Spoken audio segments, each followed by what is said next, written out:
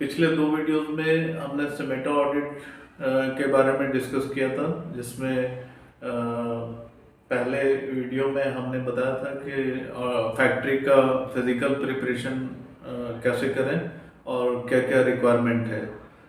इसके अलावा second video में हमने डिस्कस किया था documentation part, policy procedure, training, risk assessment से रिलेटेड, इसके अलावा जनरल डॉक्यूमेंटेशन और वो सारे डॉक्यूमेंटेशंस जो हमें अपने रिकॉर्ड में मेंटेन करके रखना है असेसमेंट के लिए। आज हम स्पेशल प्रोविज़न पर डिस्कस करेंगे। फैक्ट्री के अंदर क्या क्या स्पेशल प्रोविज़न करके हमें रखना है। उसमें सबसे पहले केमिकल एरियाज़ या प्रोसेस एरियाज़ में जहाँ पर केमिकल्स वगैरह का इस्तेमाल हो रहा है, उस एरियाज में हमें आई वॉश स्टेशन का प्रोविज़न करना पड़ेगा।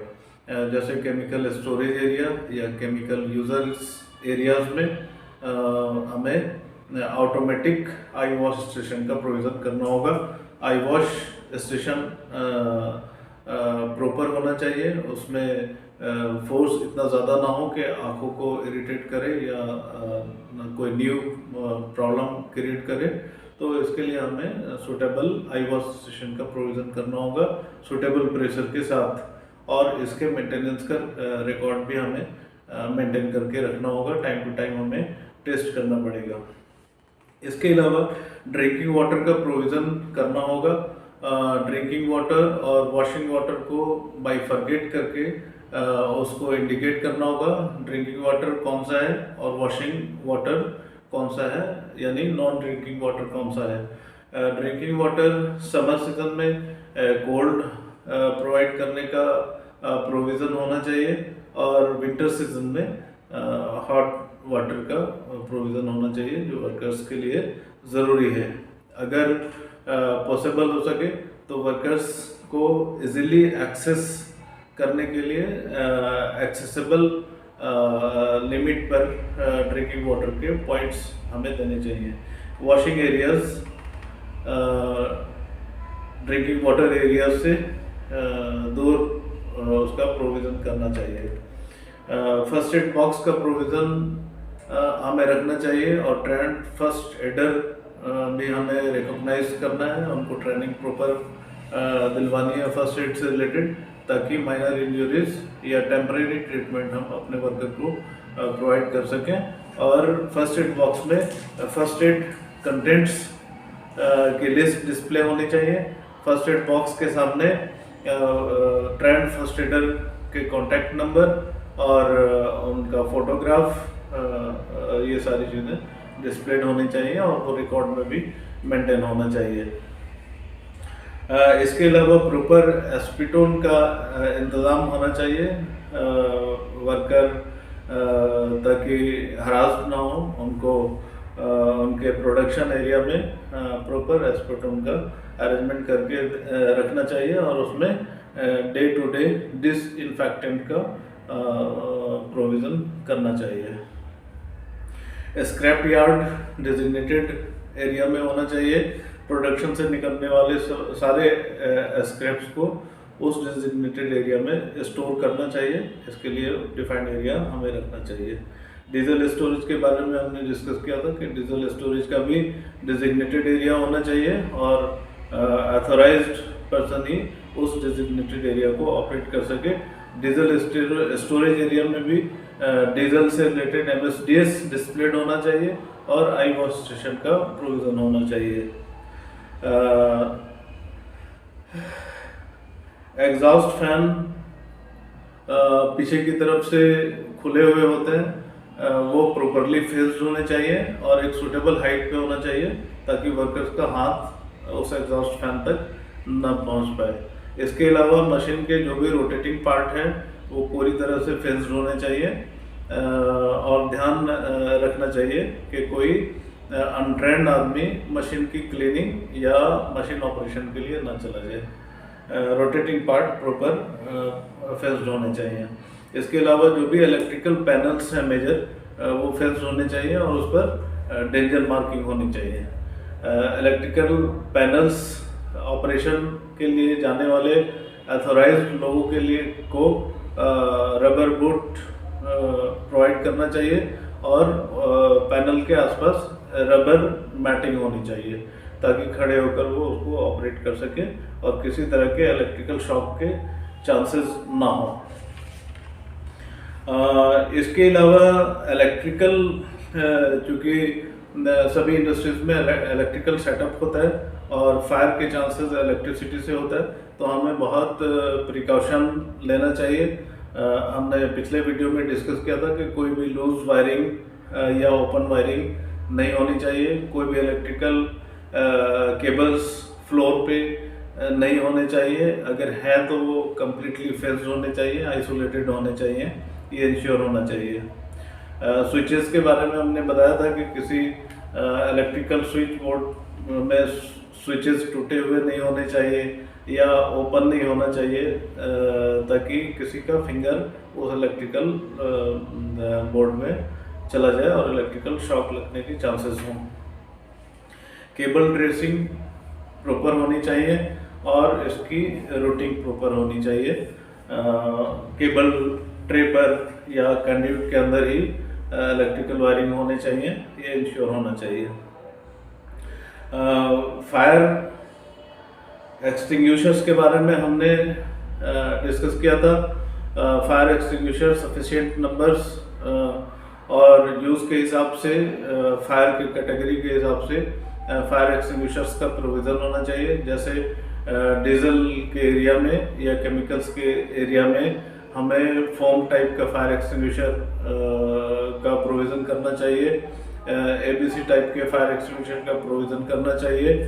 इलेक्ट्रिकल फायर या कार्बनिक चीज़ों में लगी आगों को एक्सटिंग्विश करने के लिए carbon dioxide type fire extinguisher होना चाहिए।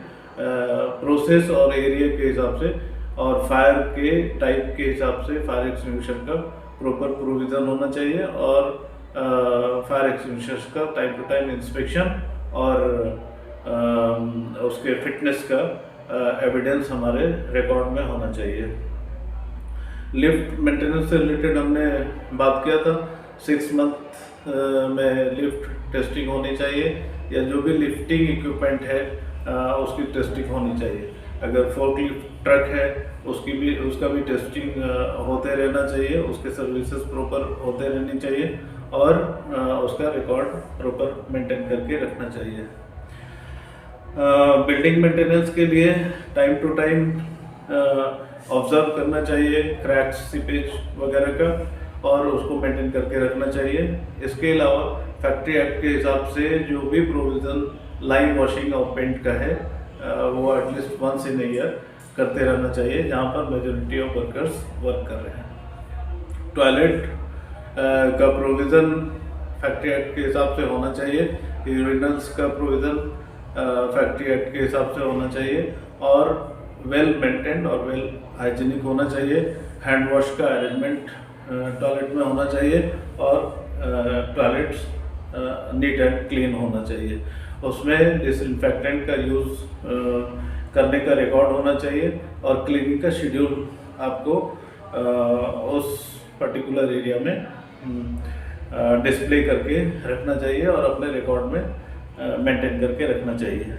अगर आप फूड प्रोडक्ट बना रहे हैं या कोई मेडिसिनल प्रोडक्ट बना रहे हैं तो आपको फ्लाई कैचर का अरेंजमेंट उसमें रखना चाहिए ताकि फ्लाइज या इंसेक्ट्स की वजह से आपके प्रोडक्ट ख़राब ना हो और किसी तरह का कोई इन्फेक्शन का डर ना हो। प्लास्टर्स वॉल वगैरह के हमेशा देखते रहने चाहिए, अगर डैमेज है उसको प्रॉपर करके रखना चाहिए। विंडोज़ और एग्जॉस्ट मेंटेन होने चाहिए, विंडोज़ वगैरह प्रॉपरली पेंटेड होने चाहिए और मेंटेन होने चाहिए। किसी तरह का वेस्टेज प्रोडक्शन फ्लोर पे नहीं होना चाहिए और वेल मेंटेन होना चाहिए। इसके अलावा जो फैक्ट्री में साइनेजेस आपको डिस्प्ले करने हैं या जो पोस्टर्स डिस्प्ले करने हैं, अगर आप समेटा ऑडिट कराने जा रहे हैं तो समेटा के जो 9 पॉइंट्स हैं वो आपको डिस्प्ले करना है और उससे रिलेटेड ट्रेनिंग वर्कर्स को देनी है, जिसमें 9 पॉइंट्स मैं आपको इंडिकेट कर दूं जो इंटरनेशनल लेबर स्टैंडर्ड के बिहाफ पर है। और वो है एम्प्लॉयमेंट फ्रीली चूजन करने का राइट्स है वर्कर्स को, इससे वो अवेयर रहें। फ्रीडम ऑफ एसोसिएशन है उनके लिए, इसमें मैनेजमेंट का कोई ऑब्जेक्शन और कोई ऑब्स्ट्रक्शन नहीं है। वर्किंग कंडीशन सेफ और हाइजीनिक प्रोवाइड की जाने की बात की गई है। चाइल्ड लेबर डिप्लॉय किसी भी प्रोसेस पे नहीं करेंगे, इसके अवेयरनेस के लिए वर्कर्स को अवेयर करना है।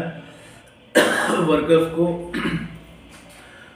लिविंग वेजेस या लोकल लॉज के हिसाब से वेजेस दिए जा रहे हैं। वेजेस में कोई एक्सप्लॉयटेशन या वेजेस में कोई कमी नहीं है। वर्किंग आवर्स जस्टिफाइड हैं।